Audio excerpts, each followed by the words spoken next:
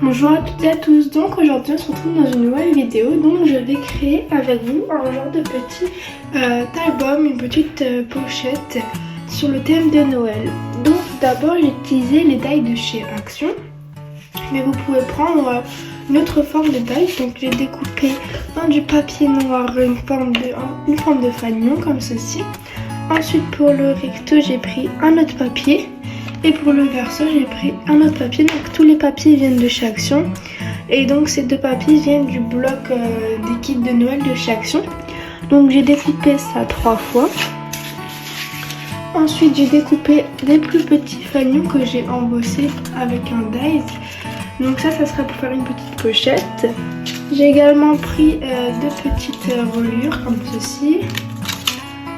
Et donc après, avec ça, nous allons faire un petit pendentif. Donc je prends une fiole comme ceci.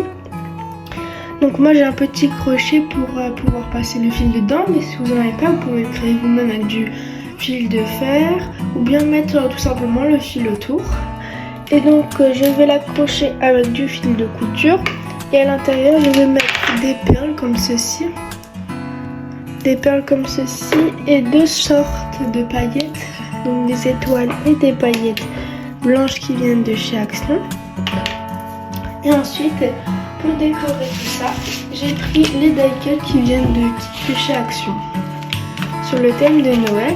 Et pour finir, un ruban rouge pour fermer le tout. Donc voilà, c'est parti, je vous laisse avec le tuto.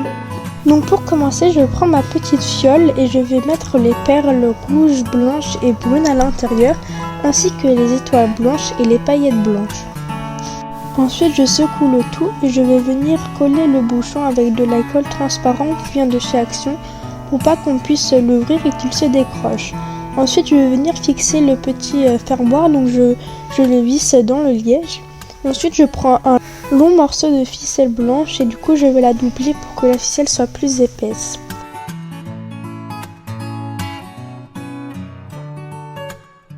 Et donc maintenant je vais passer à mon petit album. Donc tout d'abord je commence par coller les reliures. Donc c'est juste des papiers qui font la taille de ma carte, qui sont de largeur de 2 cm. Du coup je les plie en deux et ensuite je les colle bien dessus.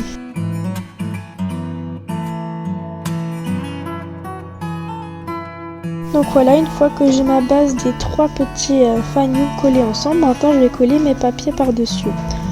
Donc d'abord j'enlève la colle et donc mes papiers je les place comme j'ai choisi. Ensuite je vais mettre de la colle transparente et je colle tout ça.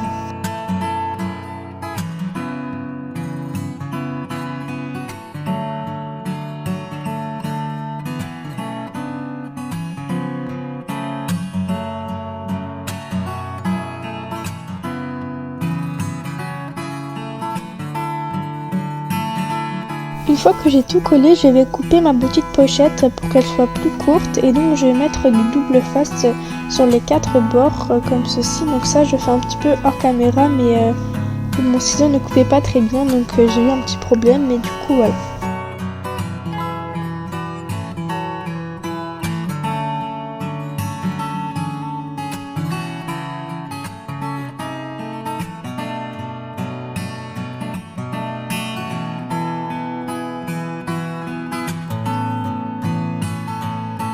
Une fois que j'ai fini de mettre les doubles faces, donc je vais venir coller ma pochette. Donc je la positionne et je mets une règle en dessous pour qu'il y ait un petit peu de volume pour que je puisse glisser des choses à l'intérieur, comme je n'ai pas mis de mousse 3D pour la coller cette pochette. Et donc je vais mettre le ruban. Donc là j'ai décidé de le mettre par dessus car je trouvais que c'était vraiment un joli rouge. Donc j'ai décidé de le mettre en dessous, mais d'habitude je le mets en dessous du papier, donc à la première étape, donc voilà.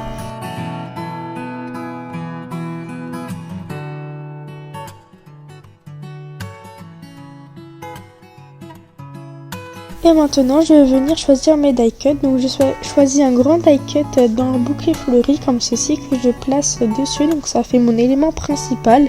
Et à l'intérieur je vais coller une petite tasse avec un sucre d'orge dedans et ainsi qu'une petite étoile. Je trouvais cette page encore vide, donc j'ai mis un petit pull, donc c'est les die cuts de chez Action. Pareil, pour finir, je vais rajouter une petite maison.